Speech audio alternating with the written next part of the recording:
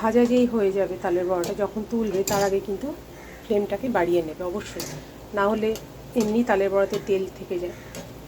কিন্তু আমি যতবার ভাজি আমি এইভাবে ভাজি, তাই আমি যখন তালের বড়াকে তুলি একদম ফ্লেমটা বাড়িয়ে দিই। তার ফলে কি হয়, একটু তেল চপচপে করে না। অনেকে তালের বড়া ভাজি দেখেছি, কারুর তো একদম ড্রাই হয়ে যায়, আর কারো একেবারে মানে তেল একদম চপচপ করতে থাকে। মানে একটা তালের বড়া খেলে তার সাথে কতটা যে তেল পেটের মধ্যে যায়, মানে তো আমি এইভাবে করি, তোমরাও এইভাবে করবে কেমন। বড়াগুলোকে যখন তুলবে ফ্লেমটাকে বাড়িয়ে দেবে, একদম হাই ফ্লেম করে দেবে, দিয়ে বড়াটাকে তুলবে, তাহলে দেখবে সেরকম ইয়ে হবে না, তেল থাকবে না। ঠিক আছে, তো আমি কিছুটা এখন তুলে নিচ্ছি। ফার্স্ট স্টেপ যেটা হলো সেটা হয়ে গেছে, সেটা আমি তুলে নিচ্ছি।